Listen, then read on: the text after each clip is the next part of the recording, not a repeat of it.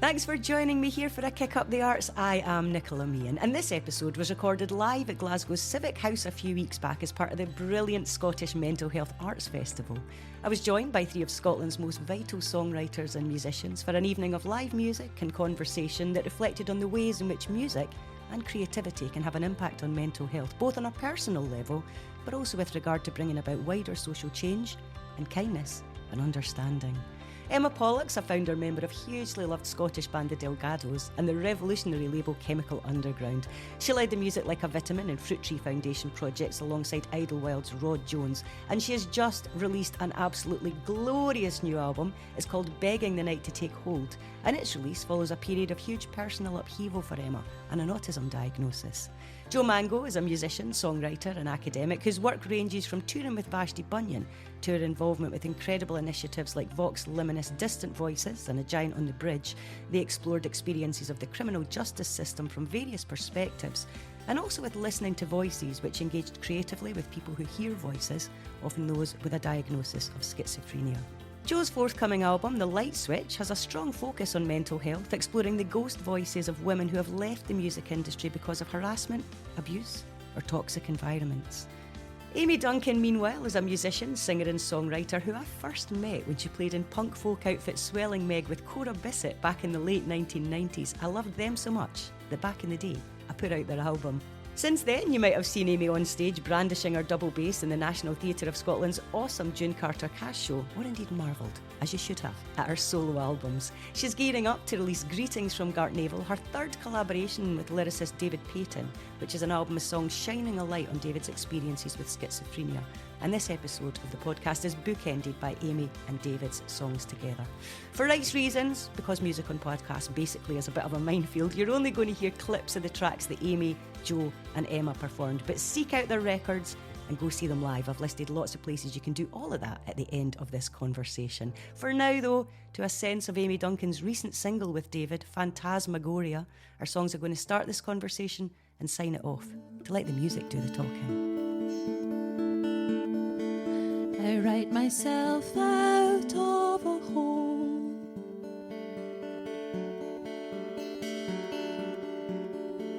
The abyss looks long into me. I'm torn between conflicting poles. It's been like this for years. Phantasmagoria.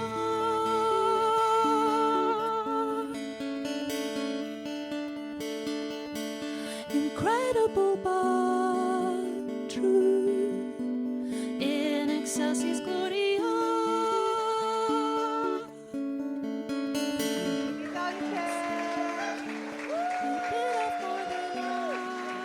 Let's just to start then, can you reflect on the experience of coming together with David and the point at which you even kind of started to bring his words to life, because you have your own solo work, you have your own voice lyrically and musically, but this collaboration goes back decades as well, right?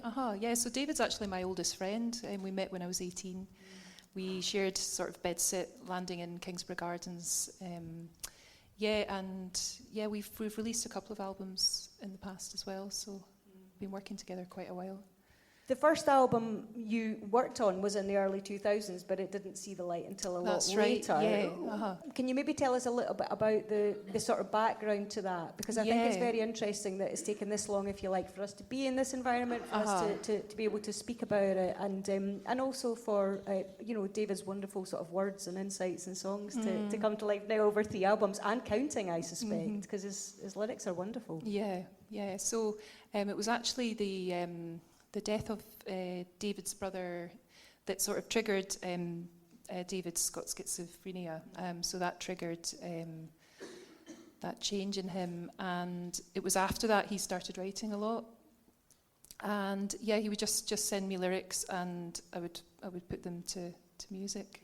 How does that chime with your experiences with and the ways in which, again, creativity can offer such an insight into understanding experiences, but also to expressing them, Joe? Yeah, I mean, there's a real relationship between the neurodivergence or the the change in the way in which minds work, that releases a load of creativity oftentimes. And actually, I have a PhD, and what I wrote about from my PhD was how the relationship between kind of modernism in the arts, what that looks like how James Joyce writes novels, how Salvador Dali paints paintings, the connection between that and the creativity that comes from people who have a diagnosis of schizophrenia or related diagnoses.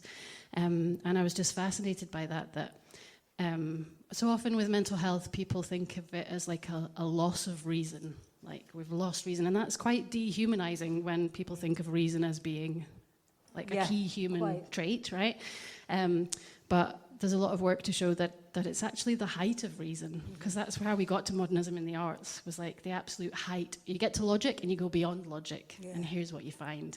And so looking at those things together in that light and appreciating them in the same space I found it really incredible. And talking to people who hear voices, which isn't solely people with a diagnosis of schizophrenia, but people who are grieving often hear voices of people who've passed on. People who are writing novels often get to hear the sound of the voices of their characters. It's a much more varied thing than people often think.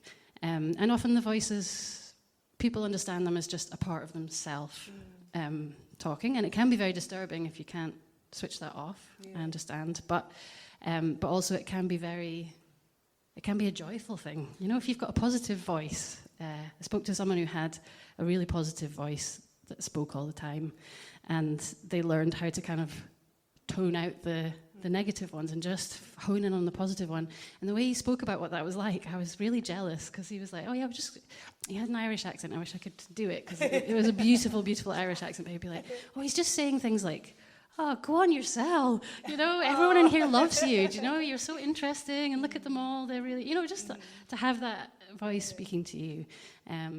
So yeah, it was a really eye-opening project where I learnt loads about the various types of experience that there are in hearing voices, and also how it relates to creativity. Yeah. Do you know, I'd actually forgotten, so when you were having this conversation and going back over other interviews and other work that you've done, and I encountered something which was frightening to me, that I started reading it and I was like, wow, and then it got to the end of it and it was me who'd written it, which I'd forgotten. So I must... Like, who is this person? The Herald tells me that I spoke to you about your album Murmuration, so I interviewed you about this. So this was a solo album, and this was 2012-ish or something? It's a while ago. It is, yeah. Even more so, I was like, wow, okay, this chimes wasn't in my own head, but it was on the page. Yeah. And so even in your solo work, you know, we'll come to obviously the collaborations, the research, but obviously the theatre performances, the forthcoming album as well. But what struck me is, even when you were speaking about your solo work and something that was so personal to you, you spoke about these elements even then, like the influence of them. Yes, absolutely. Yeah, you know, it can be, but in a very inspiring way. Yeah, I mean, I think I always try and reach... part of creativity for me is reaching beyond what's already been said or thought, and learning about new ways of reaching beyond that. Yeah. And I think sometimes with mental health, with your own mental health, because we haven't talked about it a lot. Previously never talked about it, and even recently, you know, we're only starting to learn how to talk about it. We don't have all the words that we need to describe what it's like or what's happening with us, because language is made through using it, right? And I think music and creativity and poetry and all these other art forms are really helpful in overcoming the kind of injustice that can happen if people don't have words to explain what they're going through. And so I suppose, you know, a lot of songwriting for me has just been reaching for the words to explain better, or the sounds to add to the words that will explain it better. Yeah. I think it's also about maybe even having the words to understand ourselves better. And Emma Pollock, oh, you've got a microphone there, that's good, because, you know, you've gone from being in a band and speaking about a band or speaking about a label to certainly, I mean, we've spoken a lot in the past about your experiences with family and that sort of thing and how that's fed into your music, but certainly with this album, it's kind of front and centre, isn't it? Your sort of understanding of yourself and your own experiences? Well, do you know, I wish it was as straightforward as that. But actually, what the new album has transpired to be is a preemptive notion of songs that were written back in, say, 2018, 2019, that went on to feel like a kind of, I wouldn't necessarily say a warning, but something of a precursor to very recent years, even after that album has been completed and mixed, that, you know, very, very difficult couple of recent years with a huge amount of life changes and learning about myself. And, you know, one of those things being realising that I am, in fact, autistic, and it was diagnosed last year. And realising that actually one of the songs I'm going to play tonight is actually contains, I thought I knew what the song was, and I think this is utterly remarkable that, you know, listening to Joe, what you're saying about how creativity goes beyond logic.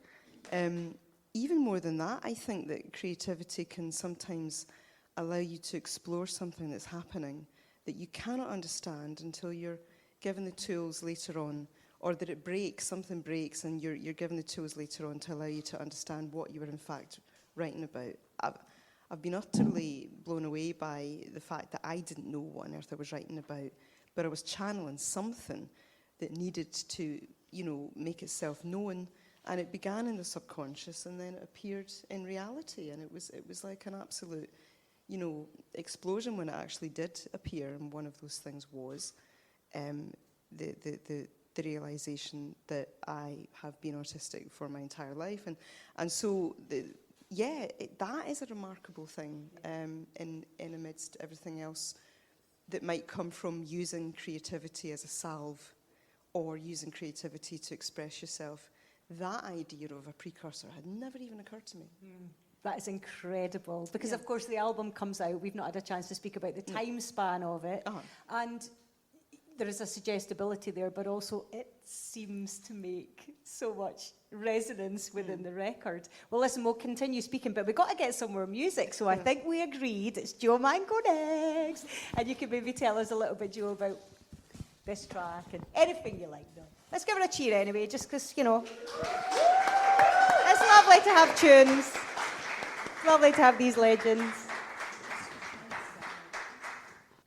So I like to give this song a little bit of introduction, so it doesn't seem too weird when you hear it. It's called The Light Bulb, and it started out life because a friend of mine bought me a moth identification course for my birthday, which was the perfect present. And I didn't really know what to expect of a moth identification course, but what it actually was just meeting a bunch of people in a car park, strangers, and being led by a man with a gorgeous beard into a field at night time. And he took a big light bulb and we switched it on, and we just sat there in the field and waited to see what was going to come to the light bulb. And then it was fascinating and amazing. But I remember thinking that it felt a lot like group therapy, you know, just a bunch of strangers sitting in a circle in the darkness, hoping that something good could come if you switched a light on something. And that, I guess that has been my experience of that. And then the chorus is a kind of mechanism that I use to help me to sit with. I don't really like feeling my feelings sometimes. They get in the way a little bit, so I tend to just batter on without feeling them. But it is important to feel them. Don't just push them down. You know, like the bin when it's too full and you just have to smush it down instead of taking it out. Doesn't work very well. So I like to think of like difficult memories or hard feelings as like little creatures. And I'll just say, oh yeah, the little rabbit can come and sit here with me for a while, and then it'll hop off again later. It helps me to sit with the feelings. So there's a bunch of creatures in the chorus, and that's what they're all about. They're all just representing different difficult feelings. And one final thing, to save you Googling, because that's what I would do. If I had a song and it had a name in it and I didn't know who it was, I would Google that. So just to save you doing that, it mentions Lewis Latimer, who I think invented the light bulb. He's an African-American son of emancipated slaves. And he gets the credit for drawing the patent drawing, but he actually invented the type of filament that actually lasts long enough for a light bulb to be useful. So this is a song called The Light Bulb. Me and the county moth recorder, we were sitting in the hay at the edge of a meadow, the edge of a day.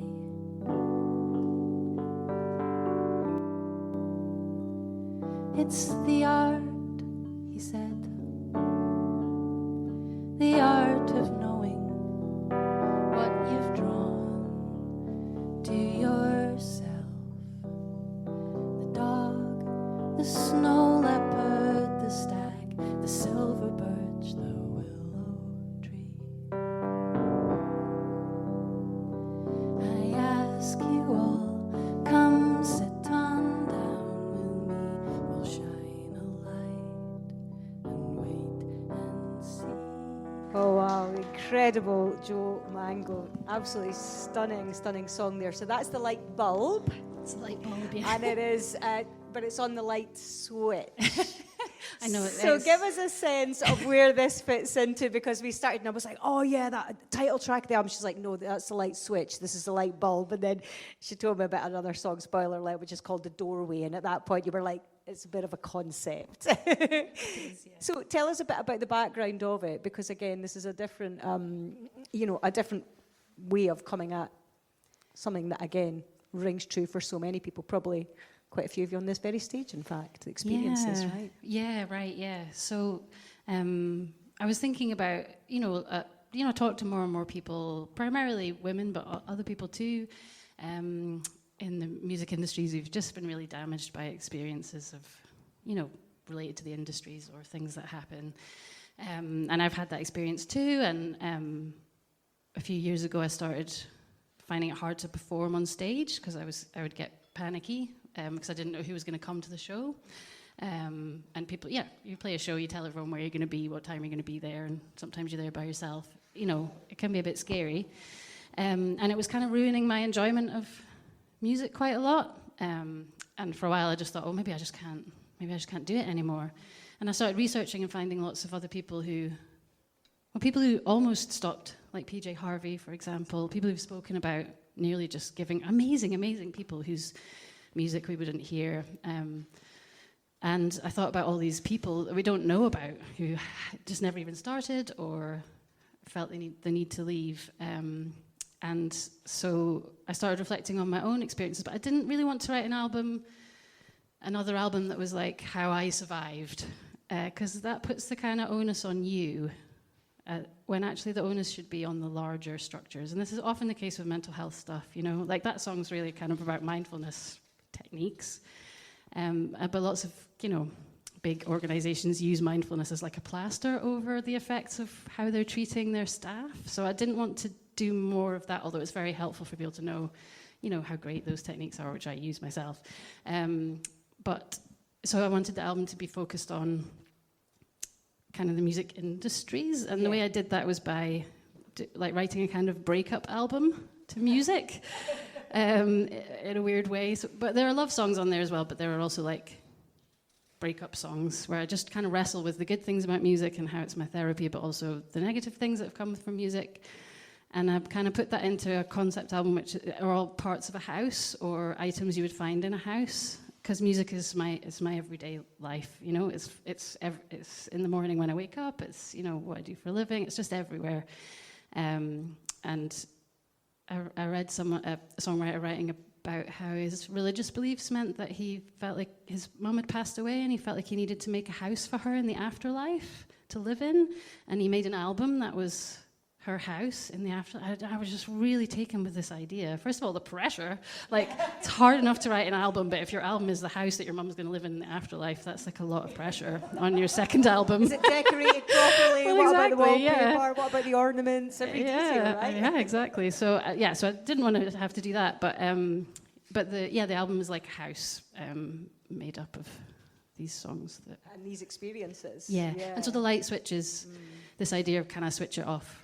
Okay. Could I switch off music, or could I switch off the the negative things that have come with it, but not switch off the positive things, and what's that all about? So that's, and the thing is about the idea of it being a house, you know, it is your life. It's all that's really surrounded you for decades, for most of your life. And Emma, certainly from your perspective, I mean, 94, the Delgados start, you start looking at Chemikal, you'd already been playing other instruments and things.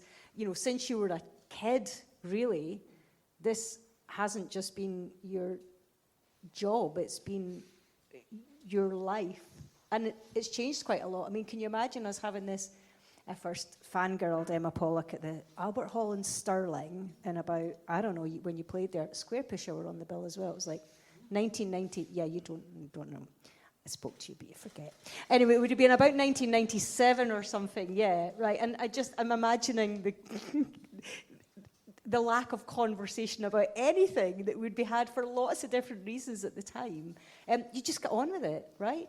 And you just, especially in that sort of like slightly after Britpop. Yeah, and also it was a really kind of male-centric world. And I listened to a really kind of terrible podcast recently.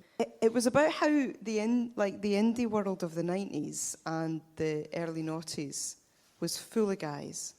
And they were all having spats with each other in the press and having competitions with each other about how outrageously they could behave and how beautiful their girlfriends were. It was it was ridiculous. And in the real world, you know, those of us who, I mean, okay, being in a band full-time and running a record company maybe doesn't feel like the real world to many people, but in the rest of the world where we were just trying to get by, we did just get on with it. And you told yourselves, particularly as a female, you told yourself that you were having a really brilliant time every day, and actually, a lot of it was incredibly stressful. And I now realise, I look back and I realise that I decided that I would just try and be one of the guys. I didn't wear makeup, I just wore jeans, I didn't wear a dress until I became a solo artist. And I basically denied my gender, I suppose, for the entire time that I was in that band. And it's a very, very odd thing. And then on top of that, you know, you've also got the fact that the industry in the time that we're talking about has now changed to such an extent that regardless of gender, regardless of, you know, the music that you make, we're now, you know, none of us really getting paid properly. So you've got stress upon stress. Equal opportunities. Upon stress.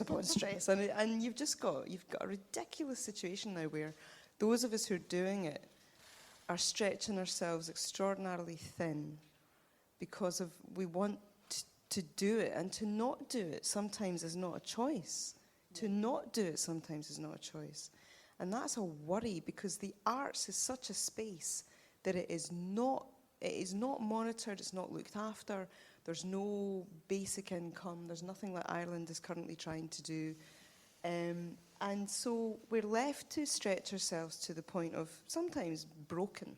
Absolutely, because all of that does completely and utterly impact on your mental health. There's no doubt about it. Well, we're obviously going to talk more, but we've not heard a song from you yet, Emma Pollock.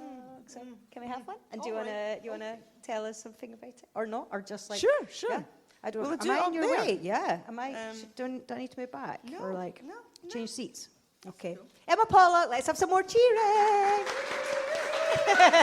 Woo!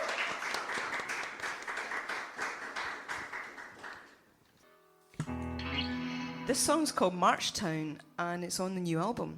And I moved to a very, gorgeous part of the South Side a long time ago, and it's called Strathbungo.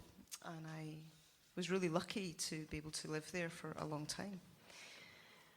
And it's funny, I wrote this song partly historical, like a nod to Mary Queen of Scots and Crossmaloof and everything that went on in Battlefield all those hundreds of years ago. And but also, when I guess as a writer, you also want to make something personal to you as well. You don't just want to be writing a history essay, which wouldn't be as interesting to write or to listen to. And now I realise that, in fact, I was alluding to the fact that the refuge that I took in this house, I sat in an office in the top corner, and I hid from the world for years and years and years, working away on running various music-based businesses, but not writing music very often. And I actually think it's a peculiar situation that, like Joe has already talked about, you can fall in love and out of love with music in numerous ways, numerous times across this life, because it is so utterly painful sometimes. And that's not to say that we don't all go through this. I think you've got to be careful sometimes to not sell ourselves as being particularly pained, but more just a case of the reality of it is that when you do something that is so unbelievably special to you, it can also bite you in the ass because it means that much to you. Let's walk down to March Town before it became home, to the sun that it built down and the factory gates, to the lands of Westfield where they sit and they wait for the breaking of new ground. No squalor in March Town, where the sinners repented, to the station dismantled and the gate we reclaimed, through the bushes and trees on which we carved our names. Thank you. Wonderful, wonderful, Emma Pollock. What has it been like promoting this record? Because you've been away, I mean, it's been a long time since In Search of Harperfield. It's been 9 years. It's crazy. Yeah, I mean, people keep coming up to me in the merch desk on tour, and they're kind of saying, you know, we thought we'd seen you such and such maybe a few years ago, but Emma's 9, and they're coming chastising to me, like they are. They're chastising me and saying, don't make it so long the next time, will you? You know, I'm getting told off. It's kind of funny. Now, you could have put out this record, and you could have, you know, you didn't need to discuss the number of things openly that you have released. And even in the press release, you know, there are acknowledgements of the autism diagnosis, for example. So was that an active decision, and sort of what was the thinking behind it? Because I think one of the absolutely key things, and both Joe and Amy have sort of alluded to it as well, is the sense of all of these conversations and this music of making us maybe feel less alone. But what was that process like for you? Were you tempted not to and just be out and be? Yeah, elusive? I mean, I did have to ask myself, am I? To be quite honest, I did have to ask myself, is this something that is appropriate to be public about? And the bizarre thing is that after so many years of not really understanding why I would feel so stressed, why I would go through periods of acute depression, why I would, you know, why so many things. And I just suddenly thought, do you know what? I would much rather be understood than not. And I actually think that when you're given the opportunity to learn more about yourself, which is wonderful that we now have the vocabulary to some extent to name these things, and of course it's absolutely true what you were saying earlier on, Joe, about when we don't have the vocabulary, we can't possibly talk about something that we feel and experience. And then in 100 years from now, we'll be talking about neurodiversity with an entirely different vocabulary. We'll be talking about it in an entirely different way. So isn't it better to just say, this is a thing that I found out, and I know now why if you put me in a bar round a table of 12 people and everyone's talking 9 to the dozen, I will shut down. And I will not be able to take part. And I'll go to the toilet at least 5 or 6 times to just get away. And I used to think it was really antisocial. I might still be, actually. But there is another strand to that. And so when we do learn things about each other and about ourselves and about each other, we're kind of able to say, look, we're not all the same. We're not all built the same. And there are stresses associated with trying to live the same life. You know, when you're 25, when you're 20, you know very little about who you are. And I think that's where an awful lot of stress can come in for young people, that they've not yet been afforded enough life experience to understand that well, of course you hated that thing when you were 19 because you had this going on and you were this type of individual and this was going on. And we just try to, all of us try to fit into the same situations and we all expect ourselves to be fine.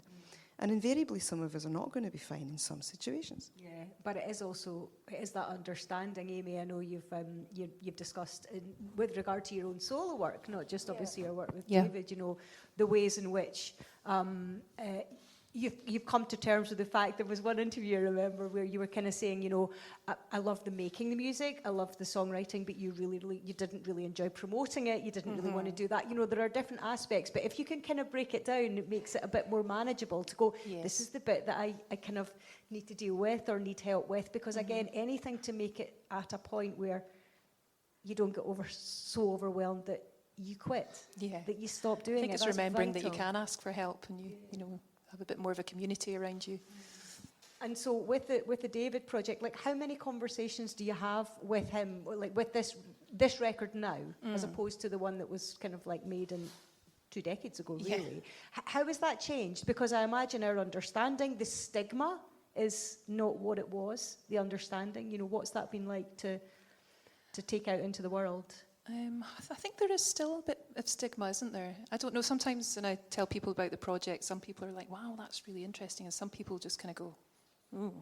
Oh, really? Yeah, it's weird, and they can't talk about it, you know, and I feel a bit awkward and wish I hadn't mentioned it, you know. Really? Yeah. But yeah, it's interesting. But the other thing is the music speaks for itself. It does. Right, okay, yeah. and David's words it does and give a voice, experiences doesn't come it, through. to the experience. So I think, are you going to, is it your turn? I think Is it in my my, turn? like, I think it Yeah. is, yes, in my little hastily. So, written, shall I right read in order? David's words what? That would be that's a lovely idea, yeah.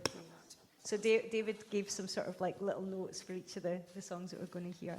Yeah, so written while a patient in a psychiatric ward, this was in Gartnavel Hospital. The experience of trance states and dizziness, strange goings on at night, the feeling of being hemmed in by invisible forces. So I think this was from his last stay at Gartnavel. He was there for 9 months, which must have felt like an awfully long time. Oh my God. And does he literally just kind of send you the words? Is that how this works? And Yeah, then you he musically handwrites them all, interpret meticulously handwrites Oh, them all, and I get them lovely. through the post. Really? Yeah, that's because he doesn't wonderful. doesn't really do computers or whatever, you know. So. What's it like when you take them back to him? Are you there when he hears them? Do you leave him to listen to them in his own time? I think he came round and I played them when he was in the, because he did at the time he didn't have a mobile phone, so Wow. Okay. yeah, I just played them in the room. That must be quite something. Yeah. Just for you to be together. All right. Well, let's have All another. right. Let's have another song. Wonderful, Amy Duncan. So this is "I Feel a Bit Lightheaded." There's white spots on the foyer floor. The walkway lino is brownly dappled.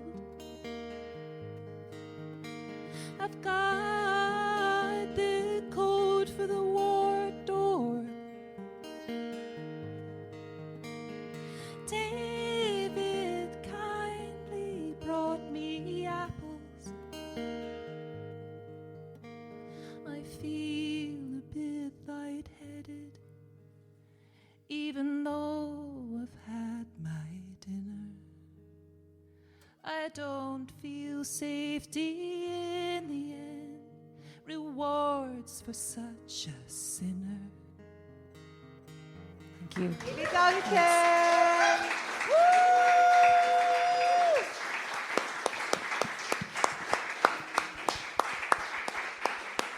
It's so wonderful to see and hear Amy singing and performing, because, you know, around about the time of Swelling Meg, I don't think you wrote as much, you know, and I wondered No. about like that process, because we were all quite young. We were all like late teens or early 20s, but at the same time, that's also quite late, if you like, to you started writing a little bit later, and I wondered about that process, because I think it sheds light on what it means to you, the fact that it did maybe come at a slightly different time. Yeah, I think sometimes when I was playing double bass, like the way I played the double bass, it was almost like I was trying to sing, you know, because I was playing all Because like you were, sort of bold, you were high like playing stuff classically and then yeah. moving into this mad kind of theatrical folk punk, you know, improv. Everything was happening. And I think I realised that I really wanted to sing, but then in my mind it had to be one or the other. Then it was all very black and white, and so I went down the singer-songwriter route. But when did you realise you were like writing songs then? Like, was that something that you actively started doing? Sort of about like 19 maybe, 19, 20, something like that. I love the fact that it took a bit of time and it's like, oh my God, here I am all along. The songs are here. What about you, Joe? When did you start like writing songs? I think it was in my teens, yeah. And I think it really was just to kind of cope with school, you know, just come home from school and need to get some things out and just bash away at the piano. I mean, the very first song I wrote, I think I was 7, and I sang it to my mum, and she was like, my mum is generally a very lovely and encouraging person. Well, that's not a good caveat. But for some reason, she said, I think that's a Phil Collins song. Not that, I mean, like, just like 2 lines. I didn't write a Phil Collins song at the age of 7. That really sounds really like I'm being very arrogant. She was like going to be like your publisher. She's like, that's getting sent straight to Phil Collins. No, she was like, I think you've heard that on the radio. And you just ripped it off. So that could have been it over, you know? No, I love you thought you were owning it, though. I did, yeah. I really honestly thought I'd written that. You were already identifying. You were like, this is my identity. I mean, I'm sure I tweaked it slightly and it was better, probably. But yeah, so, you know, maybe it took me 6 or 7 years to recover from that. And then I started again, just to kind of, I wasn't really good at playing other people's, like, I'm not like technically gifted. So if you write your own stuff, you can just write the stuff that you can play. It's quite a good secret, you know? Lovely. And it feels good. You write the stuff that it feels good to play, basically. That's lovely you saying that, but by the same token, you have collaborated with so many voices in so many different ways as well, right? So it's not, you're not like a total kind of like keyboard vocals megalomaniac, you know? Phil Collins all over, in fact, but yeah. Yeah, well, I guess that's come about because I just kind of magpie to different instruments, you know? I kind of like the feeling of not knowing what I'm doing. Because I studied music, and sometimes you get all up in your head and you're just thinking about what should come next. But I like to be in that kind of childlike place of just playing around with something, faffing around with something you don't know how it works. And so I'm always picking up a new instrument just to be in that place and just use my ear and just play what feels good. And then sometimes I'll translate it back onto the piano or something else. But yeah, that's the way I like to work. Because you've created this imaginary structure of a house for us, which is now in my head. I've now got visions of you like running from room to room, like bashing the drums, bashing the piano. That'll be that. And I think we were going to have an interval. I'm going to be completely honest. It's going to be a very, very brief one if there is one at all. However, the next song is one of yours, I think. So, yeah. And it is The Doorway. I have to. If you still fancy playing that next, yeah, you can maybe tell us. Thanks. So because the album is about music, it's got lots of waves in it. So it's me, writing about what I love about music, and it's full of waves and seas and things, because music is made out of waves, right? And this song, I remembered when I was playing in Vashti Bunyan's band, she told me this story about a kind of crofty old croft or house she'd kind of, I think she was squatting in it basically in the Western Isles somewhere, and it was right by the sea. And she said that the sea used to come in under the kitchen, under the front door, which led into the kitchen, used to come in every day at highest tide, sweep in under the door and sweep her kitchen floor for her. I thought it probably left some stuff behind as well as taking away the mess there. But Vashti's take on it was that she didn't need to clean the floor because the sea came in and did that for her. And I kind of like this idea of the things that the sea would wash away, but the things that the sea might leave behind, as being a kind of metaphor about music in my life. And the song is kind of me externalizing a part of myself in order to give myself a good talking to tell me to have the strength to get out of a bad situation. And it's called The Doorway. I was down on my knees, praying to God for some reversal.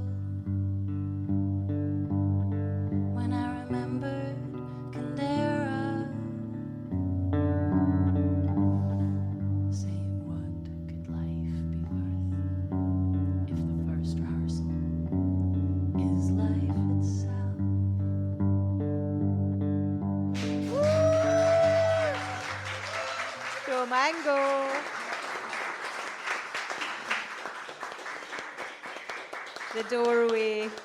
I've got such a vision of this incredible house holding us all up and keeping us all safe. Can't wait to hear the rest of the record. Thank you.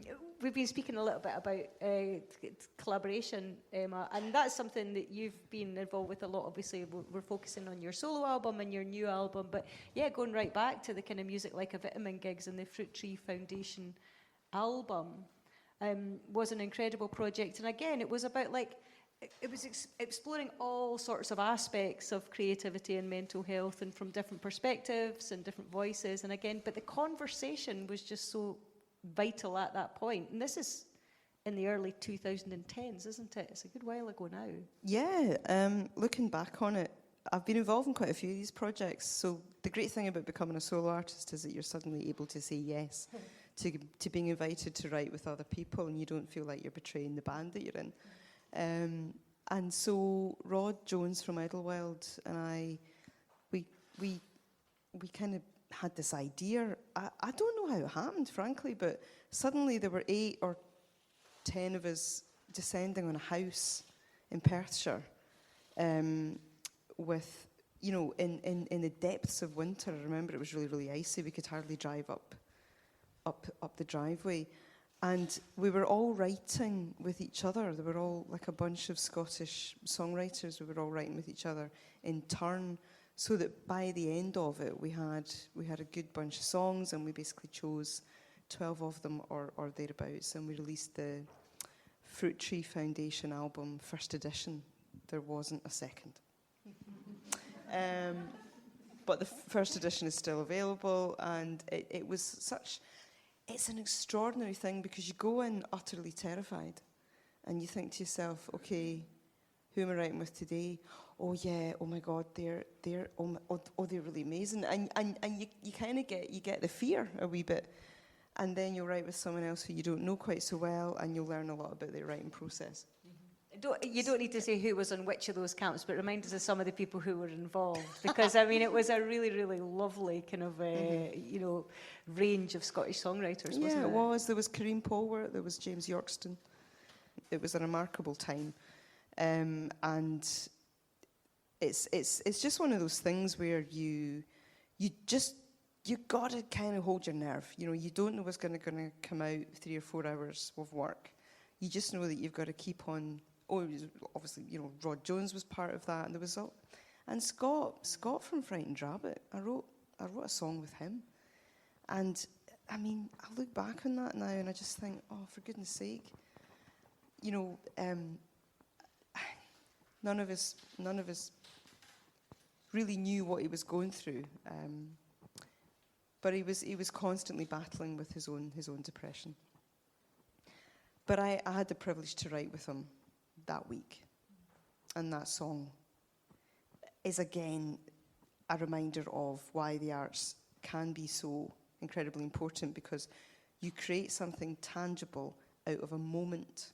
The moment becomes real, and it exists into the future, irrespective of whether the people who created it are still with us. And that's extraordinarily difficult to really accept or understand sometimes, but really difficult.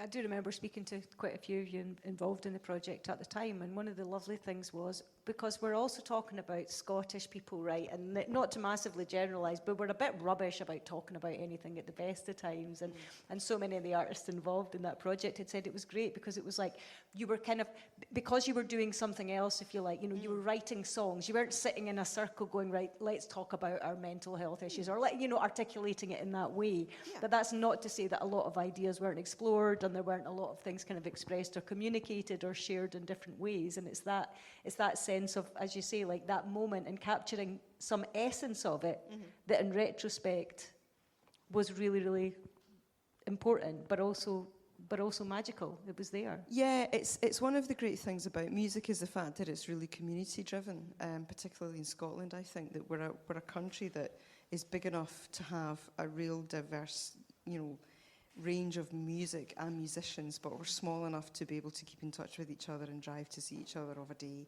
and write something. And so when these initiatives like, Fruit Tree Foundation are enabled through funding, to be quite honest, by this festival. These are the moments that I actually remember with the greatest fondness.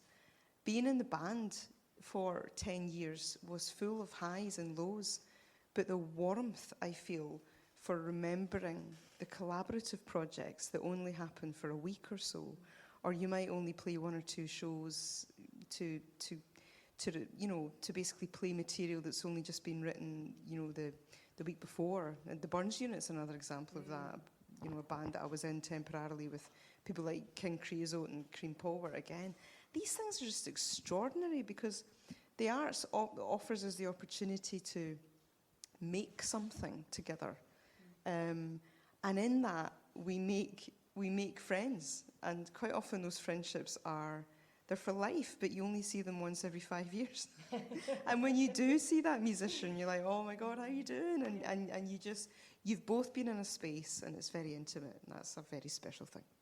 Yeah. Well, listen, I'm afraid the notion of any sort of like an interval has sort of been kiboshed, so I'm really sorry if anyone was really hoping for an interval. But we need to get chucked out at the back of 9, which isn't actually that long away, so we're just going to keep chatting if that's okay with you guys. Briefly, that idea of community as a musician, because you've worked in the classical world, you've been in theatre, obviously as a musician in your own right, and working with David, has it always been a welcoming, supportive environment for you as well, Amy? The music industry. Yeah. Just general. local communities as well, Yeah, like who you've spent time with. Yeah, I think it pretty much has. I haven't had too many problems, really. We need folk around us. We do. We absolutely need folk around us. Right, Emma Pollock, what's this song? Tell us about it. It's called Future Tree, and this song, I wrote it about being distracted, utterly distracted by life and by numbers and by words and by things, and just basically just the whole idea of never being able to get anything finished because I would procrastinate, which is one enemy of neurodiversity, but another enemy is being utterly distracted by, well, even just walking from one room to another. And I'm sure that all of us know this, we know these feelings, but it can happen so constantly that it becomes almost impossible to actually get something done that is relatively simple. I ended up writing this song and didn't realise it was about neurodiversity until last year. It's kind of bonkers. You think, wow, I was writing about it, I just didn't know what it was called. Every day is hellbound on delivering fresh heaven sent. My focus disappears, my mind inhales hypotheses. Rogues and thieves, they masquerade as new ideas. And as the thunder peals, the damage done becomes revealed. Can only move by standing still, forget the views beyond the hill. You've got this upside down, so pour it out. So amazing to hear these songs in this gorgeous place. Joe, that idea of a lot of the projects you're doing and have done in the past as well, or been involved with, maybe, affecting an increased understanding or challenging misperceptions of all manner of aspects of mental health, of mental illness, and across the board. It can do that, can't it? The conversations, but also the actual work itself is vital. Yeah, totally. I've started thinking about it under the word resolution. It has lots of different meanings, and each one of them seems to relate to I think music does well in that way. Like resolution, like the resolution of a picture is like how clear the picture is, and if you ask someone to kind of tell you about something, they'll do it in a certain way. But if you ask them to sit down and write a song with you about it, you get a whole different kind of answer, Kind of goes back to the Fruit Tree Foundation, yeah. Collaboration of it as well, isn't it? Yeah, so it can bring a clarity to things. But then also there's like resolution of a disagreement. You know, you resolve something together, and music actually is really good at that too. People don't come to music to fight exactly. I mean, you get protest songs, but they come to music in a different space. And then, like, resolution as a musical word is to bring something to a nice sense of closure or harmony. And music is also really good at communicating to wide audiences about things they might not necessarily want to think about or have ever thought about, but they'll come along to a gig and it's a kind of safe space for them to think about that. At what point did you start getting involved with the, because there's been Vox Luminis, obviously, there's, you know, there are various different projects, collaborations that you become increasingly involved with in many ways as well. Does one lead to the other a little bit? You build kind of you just kind of learn about how to do work like that, but also you learn how valuable it is. I think the first time I did it was, my dad used to be a chaplain at a hospital, and he would visit the children's hospital, and they had lost their guitar player, and he encouraged me to come along and just play the guitar for the kids who were in hospital.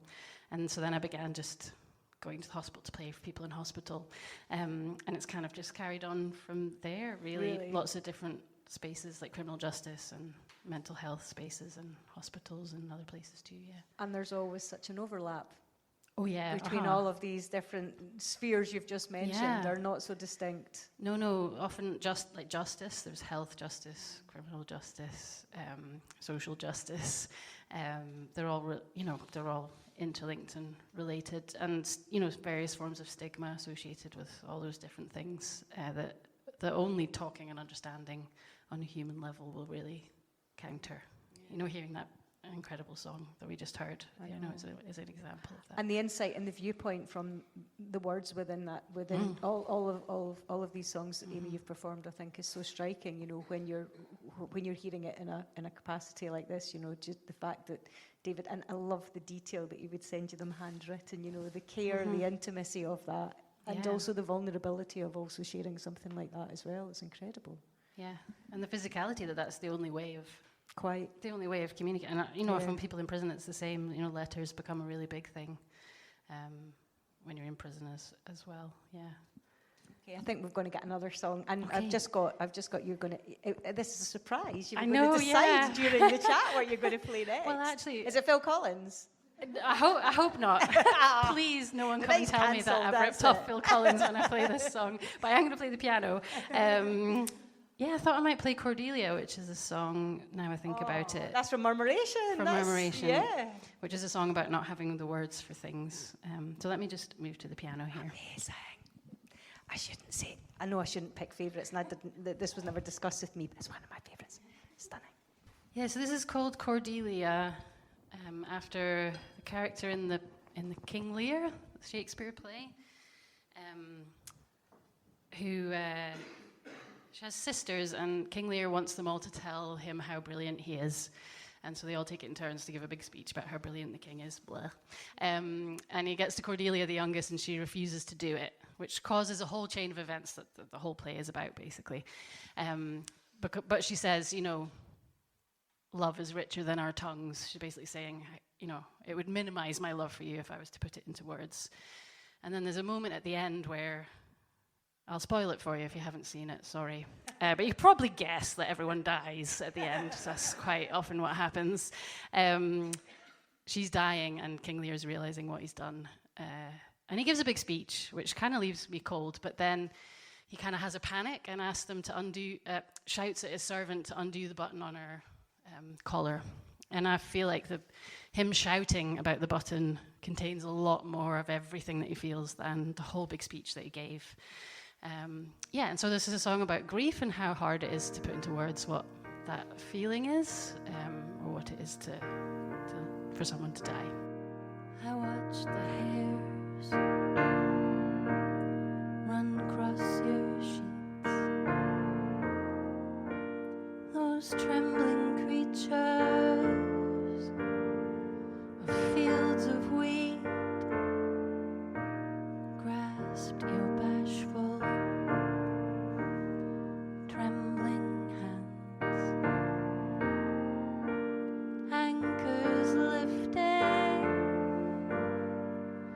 from the sea.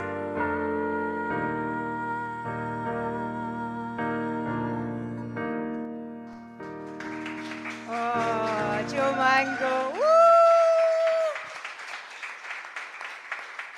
Cordelia.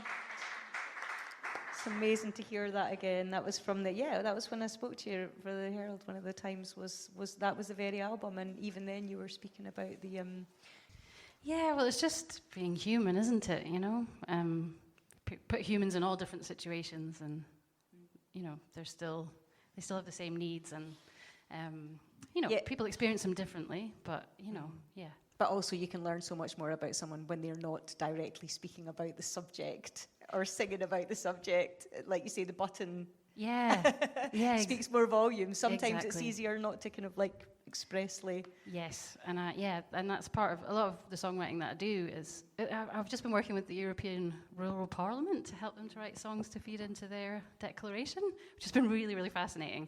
But they had a big slogan which was like, whatever the question is, the answer is community, which I loved. But when we were writing the song, I was just trying to get them to find another word for community, because it can get a bit overused and then you don't really know what it means anymore. And I'm like, what's the button here, you know? What's the object or the thing that's going to make us really feel what community is, rather than just saying the word? And so that was, was part of the process that we were going through. Yeah. Amy, when you're promoting the records with David, I know you did some interviews together last year. Is it one of these things again where you learn more when he's speaking about it, like beside you, or not at you, but like speaking about it in a slightly more abstract sense? You get more of a sense of what he makes of it, or how he receives the music, or because again, it's like not looking directly at something can be really helpful when expressing things. Yeah. Sorry, I don't have too much to say. I'm still kind of feeling a bit blown away by Joe's song. I was kind of transported into another. It's beautiful, isn't another it? place there. You talked a little bit in that last song, Amy, in David's notes about dark wisdom and the fact that darkness is so often black dogs were sung about earlier as well. Alluded to as a frightening thing, and of course it can be. But there's also ideas of cocooning. Your last album was called Cocoon, and there are notions of cocooning in your new album, Emma. And this idea of begging the night to take hold is actually a hopeful one. It's not it's darkness as a solace, as opposed to something frightening or threatening to you. Yeah, I think it is. I think sometimes, we can end up making a friend of the night and the darkness when we need a place of recovery, when we need to find a place where we can work out why the days perhaps are so challenging, and the night can offer some respite, as long as we're able to come back out of that place on a daily kind of routine. We can. It's a curious one. I think I did find the night through a particular period recently. I found the night to be a place of safety and, contentment rather than fear and loneliness, and it surprised me. I was surprised by that revelation. It was something that I was relieved about. I mean, if the days are pretty challenging, the last thing you want is to be frightened to go to bed and turn the light off. Quite. So it was quite good to know that it was okay. So at what point did that become? Because it's a lyric in a song that I think you might be playing next, but at what point did that then become the title? Was that at the time, or was that retrospectively as well? Retrospective title. Wow. The song was written back in 2019, and the lyric fitted for a different reason. And again, the layers upon layers of meaning and relevance and context, and then moving into the last, earlier this year with the album complete, and suddenly that lyric sprang out, and I thought, that encompasses something of where I think the album actually came from. That's incredible. I mean, it is an essence in general, but it's also so specific as well. It's incredible, isn't it? But you have to, you have faith in the song. You have faith in, your subconscious was at work, and that's really part of the creativity, is allowing that to happen. And it doesn't need to make necessarily sense at the time. And also, it makes lots of different senses at lots of different periods to lots of different audiences and people. That's true, yeah, because I was talking about this with one of my band today, that as soon as we give a song out, as soon as we release it, it actually becomes everyone else's property now as well, and they're going to take from that lyric whatever they want, and it's completely valid. But as long as that lyric has been written with some loose or even tight sense of continuity and context, then it will mean many different things, but hopefully important things to those who come across it and listen. As long as it's got a button. I'm absolutely obsessed with buttons now. That's it. Okay, well, we've got one more song. It's from the wonderful Emma Pollock. Let's have a cheer again. Woo! It's right about now I should take off my shoes and run into the seas. My skin turns to blue, begging the night to take hold.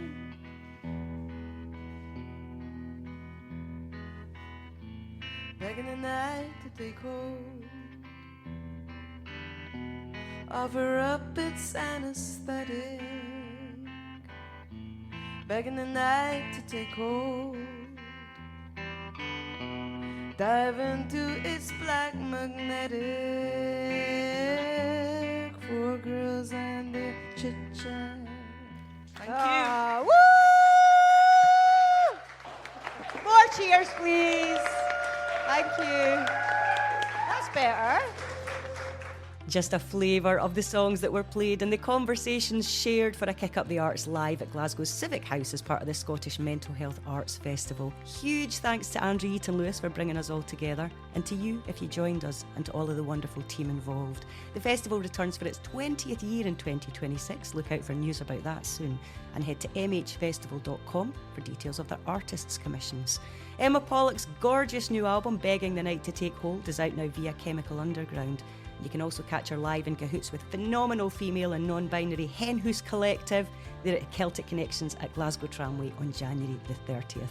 Look and listen out for more news about Joe Mango's stunning forthcoming album soon. But in the meantime, you can catch her live this weekend, Saturday, December the 20th at Stereo in Glasgow. That's with How to Swim. And you can also see her with the wonderful Adem at the Hug and Pint in Glasgow on January the 17th. A Giant on the Bridge, which fuses songwriting, hip-hop and storytelling to explore ideas of identity, family, community, restoration, injustice and prison homecoming, is going to tour across Scotland in 2026. I saw it when it last toured and it is breathtaking. I'll put links to all of those dates online. And I'll leave you, as promised, with something else wonderful from Greetings from Gart Navel, the forthcoming LP from Amy Duncan with lyrics from David Payton. She's going to be playing live at Music from Big Blue in Glasgow on January the 24th. The album's out in January too via Last Night from Glasgow, as is this single, A Cautionary Undertow.